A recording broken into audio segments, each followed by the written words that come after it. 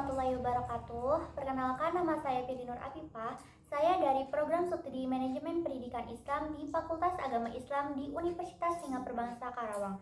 Di sini saya akan memaparkan jawaban ujian akhir semester mata kuliah Peradaban Sejarah Islam. Jawaban nomor 1. Menurut saya, Piagam Madinah menjadi dasar kehidupan masyarakat yang menghargai perbedaan suku dan agama.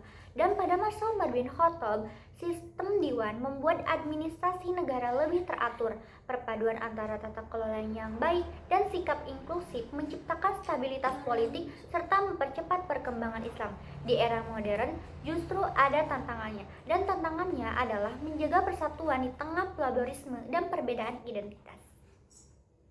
Jawaban nomor 2 yaitu kelemahan Umayyah terletak pada sentralisasi kekuasaan dan ketimpangan sosial yang memicu pemberontakan. Nah, ketika Abbasiyah unggul dalam ilmu pengetahuan, tetapi kemudian melemah karena konflik politik dan perebutan kekuasaan. Nah, pelajaran yang kita ambil dari kedua ini yaitu adalah pemerintah harus seimbang antara kekuasaan politik dan pengembangan ilmu. Jawaban nomor 3, menurut saya, Andalusia maju karena terbuka terhadap ilmu pengetahuan, budaya, dan kerjasama lintas agama, sehingga memberi pengaruh besar bagi Eropa. Sebaliknya, Safawiyah lebih menekankan legitimasi politik berbasis ideologi keagamaan. Karena itu, model Andalusia memiliki dampak global yang lebih luas dan bertahan lebih lama. Jawaban nomor 4 menurut saya, Mongol yang awalnya menghancurkan Baghdad, kemudian memeluk Islam dan ikut mengembangkan peradaban Islam.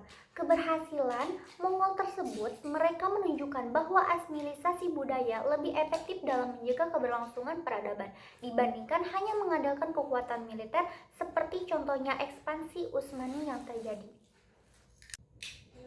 Jawaban nomor 5, menurut saya, Islam masuk ke Indonesia secara damai melalui perdagangan, perkawinan, dan dakwah budaya. Proses akulturasi ini melahirkan Islam Nusantara yang modern, toleran, dan mudah diterima masyarakat. Oleh karena itu, karakter tersebut menjadi modal penting dalam menghadapi radikalisme saat ini. Jawaban nomor 6, menurut saya, pusat ilmu seperti Al-Qawarin dan Sankore menunjukkan bahwa Islam memiliki kontribusi lebih besar dalam pendidikan dan ilmu pengetahuan dunia. Namun, sejarah Barat sering lebih menonjolkan Eropa sehingga kontribusi wilayah Islam kurang mendapatkan perhatian lebih. Nah, oleh karena itu, menurut saya, sejarah perlu ditulis lebih adil dan objektif. Jawaban nomor 7, menurut saya, keberadaan Muslim di Amerika dan Australia tidak hanya berasal dari migrasi modern, tetapi juga memiliki jejak sejarah yang lebih awal. Distorsi sejarah terjadi karena dominasi narasi Barat yang kurang mengangkat peran kelompok minoritas, dan solusinya menurut saya adalah penelitian dan penulisan sejarah yang lebih inklusif lagi.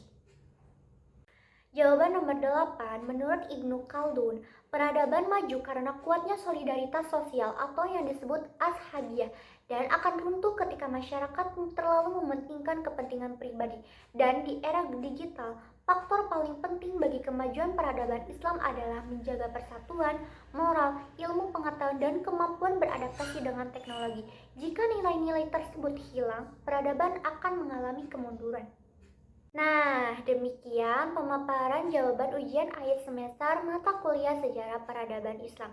Semoga pemaparan ini dapat menambah pemahaman kita mengenai sejarah dan perkembangan peradaban Islam. Wassalamualaikum warahmatullahi wabarakatuh.